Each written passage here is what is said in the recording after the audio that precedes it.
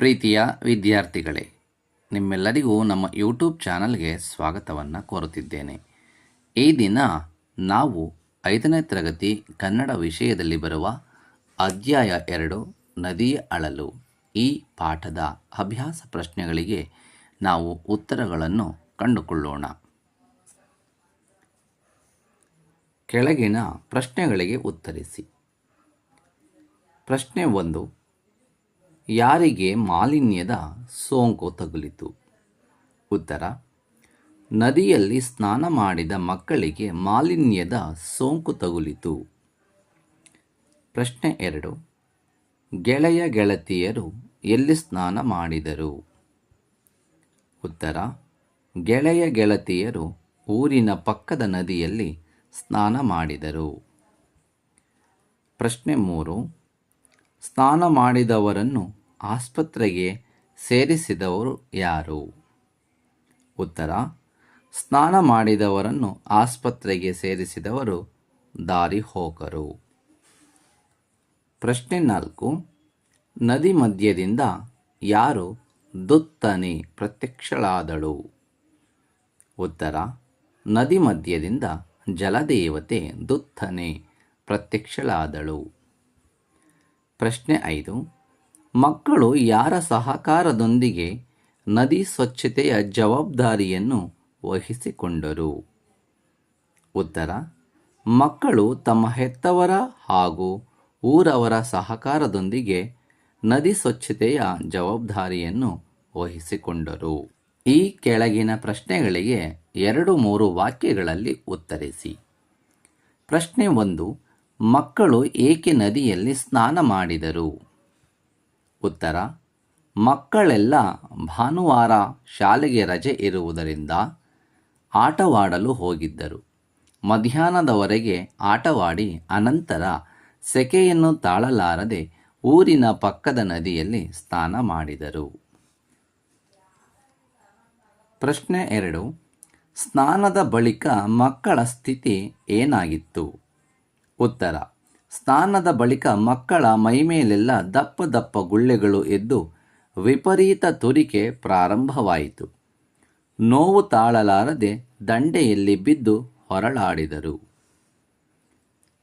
ಪ್ರಶ್ನೆ 3. ರೆಹಮಾನ್ ಜಲದೇವತೆಗೆ ಏನೆಂದು ಹೇಳಿದ? ಉತ್ತರ: ರೆಹಮಾನ್ ಜಲದೇವತೆಗೆ, ಈಗ ನೀನು ಕಲುಷಿತಗೊಂಡಿರುವೆ. ನಿನ್ನ ನೀರನ್ನು ಕುಡಿಯಬಾರದಂತೆ, ನಿನ್ನಲ್ಲಿ ಸ್ನಾನ ಮಾಡಬಾರದಂತೆ ವೈದ್ಯರೇ ನಮಗೆ ಈ ವಿಚಾರ ತಿಳಿಸಿದ್ದಾರೆ.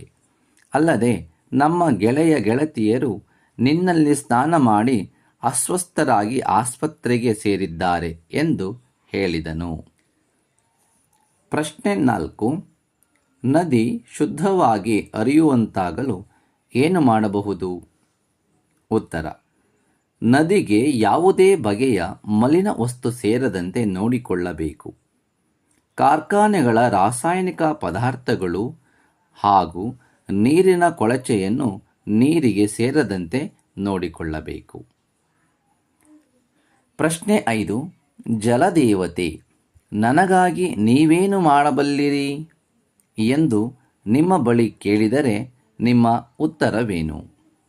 ಉತ್ತರ: ಜಲದೇವತೆ ನನಗಾಗಿ ನೀವೇನು ಮಾಡಬಲ್ಲಿರಿ ಎಂದು ನಮ್ಮ ಬಳಿ ಕೇಳಿದರೆ ನಾವು ಎಂದೂ ಮಾಲಿನ್ಯಕಾರಕ ವಸ್ತುಗಳನ್ನು ನೀರಿಗೆ ಸೇರಿಸುವುದಿಲ್ಲ ಎಂದು ಹೇಳುತ್ತಿದ್ದೆವು ಹಾಗೂ ಜನರಿಗೆ ಅರಿವು ಮೂಡಿಸಿ ನೀರಿಗೆ ಯಾವುದೇ ಬಗೆಯ ಮಲಿನ ವಸ್ತುಗಳು ಸೇರದಂತೆ ನೋಡಿಕೊಳ್ಳುತ್ತಿದ್ದೆವು. ಕೊಟ್ಟಿರುವ ಪದಗಳಲ್ಲಿ ಸರಿಯಾದ ಉತ್ತರ ಆಯ್ಕೆ ಮಾಡಿ ಬರೆಯಿರಿ. ಪ್ರಶ್ನೆ 1. ಮಕ್ಕಳ ಮೈಮೇಲೆಲ್ಲ ದಪ್ಪ ದಪ್ಪ ಗುಳ್ಳೆಗಳು ಎದ್ದು ಡ್ಯಾಶ್ ಪ್ರಾರಂಭವಾಯಿತು. ಆಯ್ಕೆ 1 ನೋವು, ಆಯ್ಕೆ 2 ತುರಿಕೆ, ಆಯ್ಕೆ 3 ಸಂತೋಷ, ಆಯ್ಕೆ 4 ಆಸಕ್ತಿ. ಈ ಆಯ್ಕೆಗಳಲ್ಲಿ ಸರಿಯಾದ ಉತ್ತರ ತುರಿಕೆ. ಪ್ರಶ್ನೆ 2. ಮಕ್ಕಳು ಬೆಳಗ್ಗೆ ಡ್ಯಾಶ್ ಹೋಗಿದ್ದರು. ಆಯ್ಕೆ 1 ಸ್ನಾನ ಮಾಡಲು, ಆಯ್ಕೆ 2 ಕೆಲಸ ಮಾಡಲು, ಆಯ್ಕೆ 3 ಆಟವಾಡಲು, ಆಯ್ಕೆ 4 ಚಿತ್ರ ಬರೆಯಲು. ಸರಿಯಾದ ಆಯ್ಕೆ ಆಟವಾಡಲು. 3. ಮಲಿನ ನದಿಯು ಮನುಷ್ಯರ ಜೀವಕ್ಕೆ ಡ್ಯಾಶ್. 1 ಆಯ್ಕೆ ಉಪಕಾರಿ, 2 ಸಹಕಾರಿ, 3 ಅಪಾಯಕಾರಿ, 4 ಆರೋಗ್ಯಕಾರಿ. ಸರಿಯಾದ ಉತ್ತರ ಅಪಾಯಕಾರಿ. 4. ನನ್ನ ಮೇಲಾಗುತ್ತಿರುವ ಮನುಷ್ಯರ ಡ್ಯಾಶ್ ಸಂಪೂರ್ಣವಾಗಿ ನಿಲ್ಲಬೇಕು. 1 ಸೌಜನ್ಯ, ಕಾರುಣ್ಯ, ಪ್ರೀತಿ, ದೌರ್ಜನ್ಯ. ಸರಿಯಾದ ಉತ್ತರ ದೌರ್ಜನ್ಯ. ಭಾಷಾಭ್ಯಾಸ. ಕೆಳಗಿನ ಪ್ರಶ್ನೆಗಳಿಗೆ ಉತ್ತರಿಸಿ. 1 ಸಂಯುಕ್ತಾಕ್ಷರಗಳು ಎಂದರೇನು?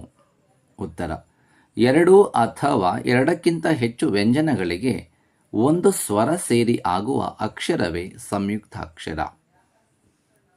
ಪ್ರಶ್ನೆ 2 ಕೆಳಗೆ ಕೊಟ್ಟಿರುವ ಸಂಯುಕ್ತಾಕ್ಷರಗಳನ್ನು ಸಜಾತೀಯ, ವಿಜಾತೀಯ ಸಂಯುಕ್ತಾಕ್ಷರಗಳನ್ನಾಗಿ ವಿಂಗಡಿಸಿ ಬರೆಯಿರಿ. ಇಲ್ಲಿ ಸಜಾತಿ ಮತ್ತು ವಿಜಾತಿಯ ಸಂಯುಕ್ತಾಕ್ಷರಗಳನ್ನು ವಿಭಾಗ ಮಾಡಿ ಬರೆದಿದ್ದೇವೆ ನೋಡಿ. ಸಜಾತಿಯ ಸಂಯುಕ್ತಾಕ್ಷರಗಳು, ವಿಜಾತಿಯ ಸಂಯುಕ್ತಾಕ್ಷರಗಳು. ಪ್ರಶ್ನೆ 3 5 ಸಜಾತೀಯ ಹಾಗೂ 5 ವಿಜಾತೀಯ ಸಂಯುಕ್ತಾಕ್ಷರಗಳನ್ನು ಹೊಂದಿರುವ ಶಬ್ದಗಳನ್ನು ಬರೆಯಿರಿ. ಉತ್ತರ: ಸಜಾತೀಯ ಒತ್ತಕ್ಷರಗಳನ್ನು ಹೊಂದಿರುವ ಶಬ್ದಗಳು ಅಪ್ಪ, ಅಮ್ಮ, ಅಕ್ಕ, ಅಣ್ಣ, ಹಗ್ಗ. ವಿಜಾತೀಯ ಒತ್ತಕ್ಷರಗಳನ್ನು ಹೊಂದಿರುವ ಶಬ್ದಗಳು ಖಡ್ಗ, ಸ್ವರ, ಅಕ್ಷರ, ಜ್ಞಾನ, ಪುಸ್ತಕ.